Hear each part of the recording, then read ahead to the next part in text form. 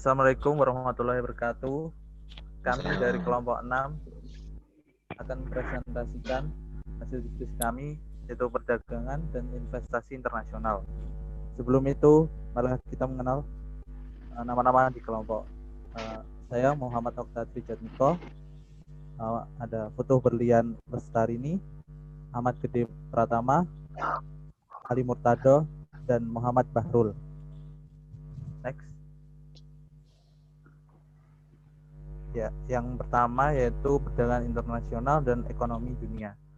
Perdagangan sendiri merupakan pertukaran sukarela terhadap barang, jasa, aset, atau uang atas satu orang atau organisasi dengan yang lain.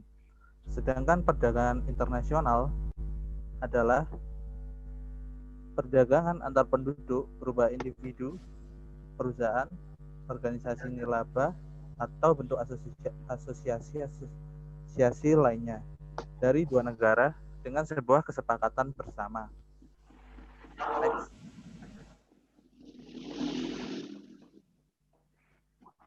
Selanjutnya ada teori perdagangan klasik berbasis negara.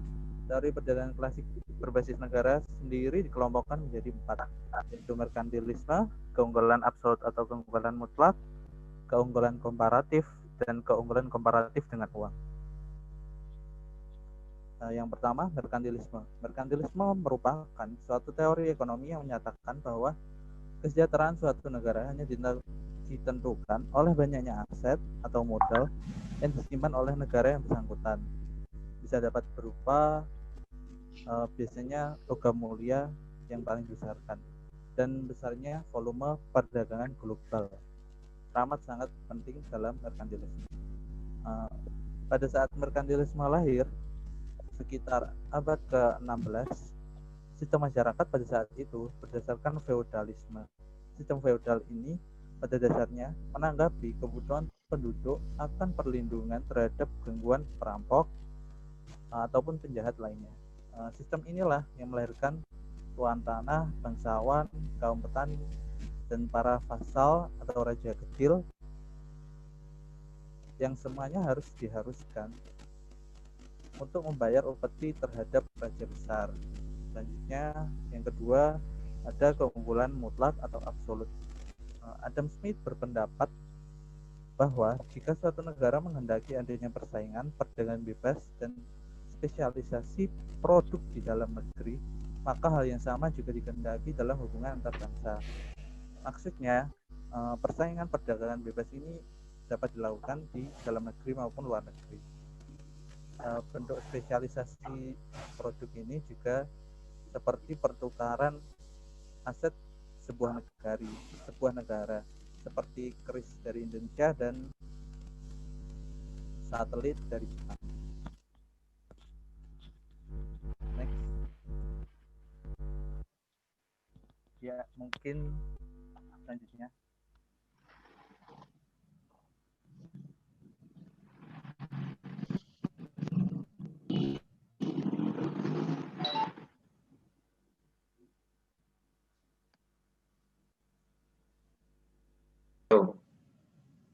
Selanjutnya, keunggulan komparatif. David Ricardo mengembangkan teori keunggulan komparatif yang menyatakan bahwa suatu negara harus memproduksi dan mengekspor dan jasa yang produksinya relatif lebih banyak daripada negara lain dan masuknya.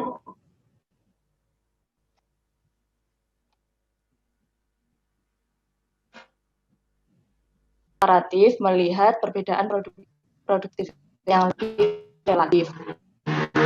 Perbedaan tersebut terjadi karena keunggulan komparatif memasukkan konsep peluang bisnis dalam menentukan barang yang harus diproduksi oleh suatu negara. Kemudian ada keunggulan komparatif dengan uang.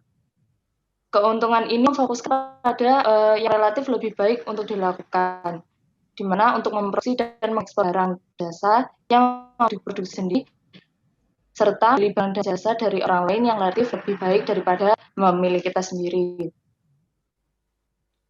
Meski salah satu negara memiliki semua keunggulan tersebut, namun dalam hal ini perdagangan internasional tetap bisa dilakukan. perdagangan antara akan selama terdapat perbedaan biaya peluang dalam memproduksi barang maupun jasa.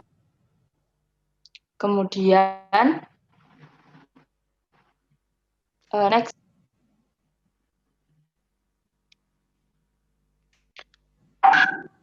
Kemudian untuk ada faktor environment relatif.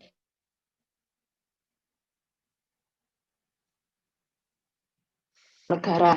Faktor ini mempengaruhi keunggulan komparatif dari suatu negara karena faktor ini mempengaruhi biaya peluang untuk spesialisasi dalam memproduksi barang tertentu yang lainnya.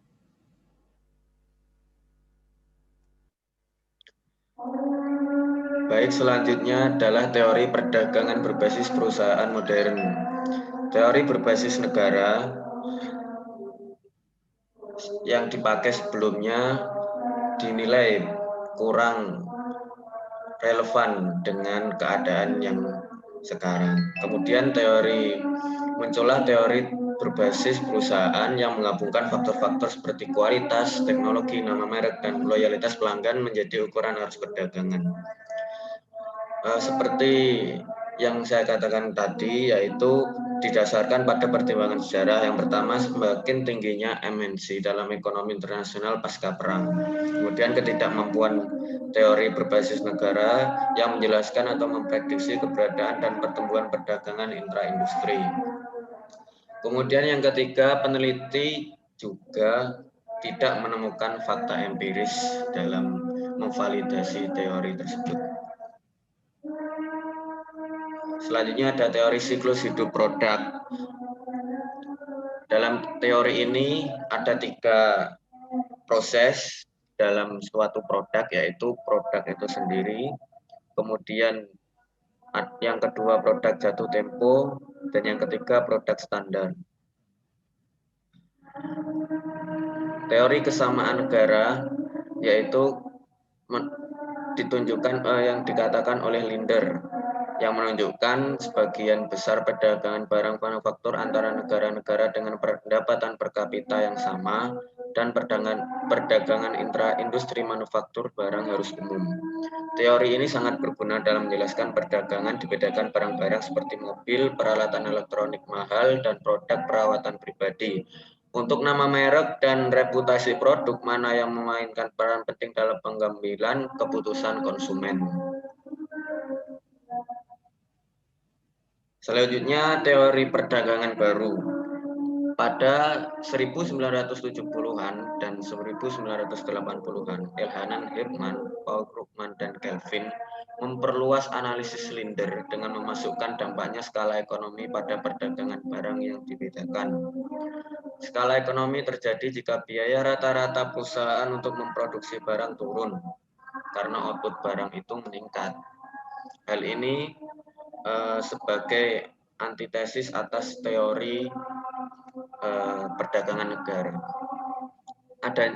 Dalam teori perdagangan baru ini, adanya kepemilikan hak, kekayaan intelektual, berinvestasi dalam penelitian dan pengembangan atau R&D, mencapai ruang lingkup ekonomi dan mengeksploitasi kurva pengalaman dilakukan. Selanjutnya dipresentasikan oleh Ali Murtado. Oke, selanjutnya yaitu tinjauan tentang investasi internasional. Di dalam investasi internasional terdapat 2 kegiatan, yaitu trade and investment. Jadi perdagangan kali ini yaitu perdagangan suatu efek keuangan seperti saham, obligasi, dan lainnya. Akan tetapi hal tersebut bukan menjadi suatu satu-satunya kegiatan bisnis internasional. Ada kegiatan yang lainnya yaitu investasi internasional. Di mana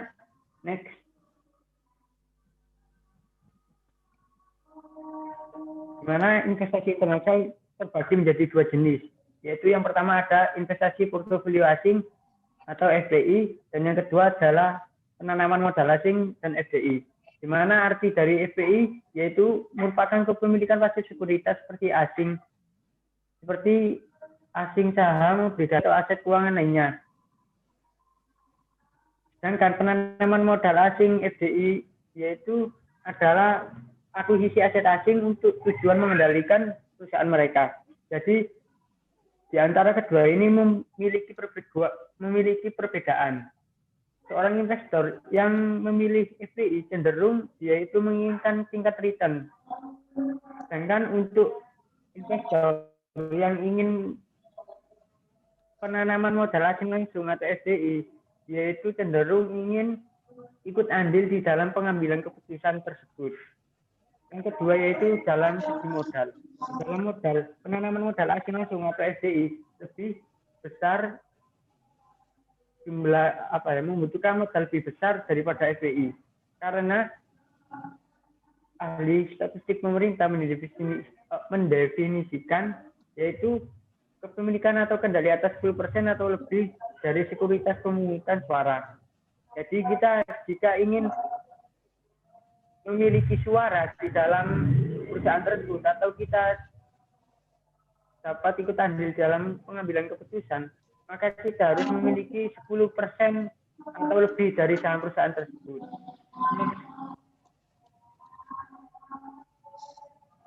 Yang selanjutnya itu pertumbuhan FDI di Amerika. Dari tahun 1980 sampai 2006, FDI mengalami pertumbuhan peningkatan yang signifikan. Akan tetapi di tahun 2006 sampai 2008 mengalami penurunan karena ada krisis ekonomi secara global sehingga menyebabkan FDI di Amerika itu mengalami penurunan yang lumayan signifikan. Tetapi setelah tahun 2008 mengalami kenaikan lagi.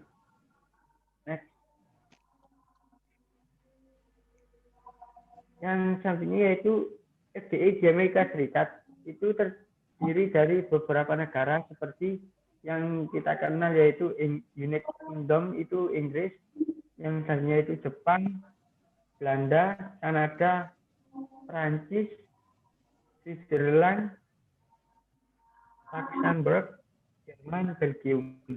Di antara negara-negara tersebut, negara Inggris memiliki FDI yang lebih tinggi daripada yang lainnya, yaitu yang sebesar 488,8 bilion dolar.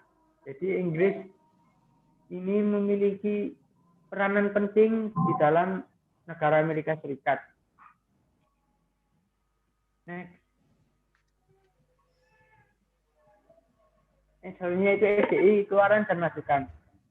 Di dalam FDI keluaran dan masukan di Amerika Serikat, FDI keluaran condong lebih banyak daripada FDI masukan. Dari setiap tahunnya bisa terlihat dari grafik tersebut.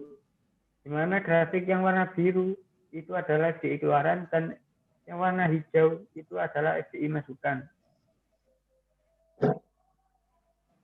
Selisihnya yaitu bisa dikatakan hampir 2 kali lipat setiap tahunnya.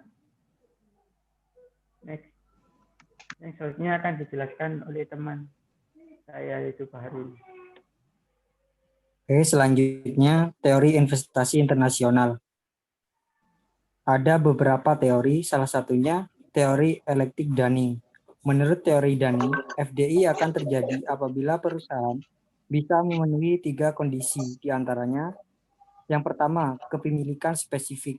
Yang kedua, perusahaan memiliki lokasi yang spesifik. Yang ketiga, adanya internalisasi. Next.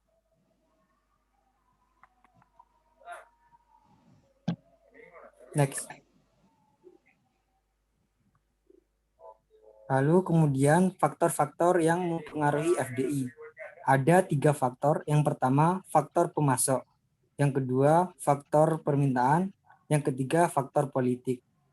Faktor pemasok diantaranya ada biaya produksi, di mana perusahaan sering melakukan FDI untuk menurunkan biaya produksi. Biasanya perusahaan akan memilih negara yang tarif pajaknya rendah dan biaya tenaga kerjanya juga rendah, sehingga dapat menurunkan biaya produksi. Kemudian ada logistik, ketersediaan sumber daya, akses terhadap teknologi.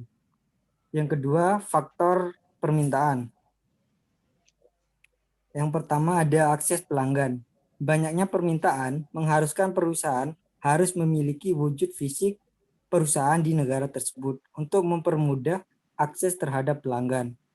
Kemudian keunggulan pemasaran. Dengan adanya wujud fisik perusahaan di negara tersebut dapat mempermudah perusahaan untuk melakukan promosi pemasaran. Lalu eksploitasi keunggulan kompetitif dan mobilitas pelanggan. Yang ketiga ada faktor politik. Yang pertama itu ada menghindari rintangan perdagangan, lalu insentif pembangunan ekonomi. Biasanya perusahaan akan melakukan kerjasama dengan pemerintah untuk melakukan program pelatihan karyawan, sehingga akan dengan adanya kerjasama tersebut, pemerintah dapat meningkatkan kesejahteraan ekonomi warganya. Oke. Terima kasih. Baik, sekian presentasi dari kelompok kami. Terima kasih telah menyimak dengan baik. Semoga bermanfaat. Wassalamualaikum warahmatullahi wabarakatuh.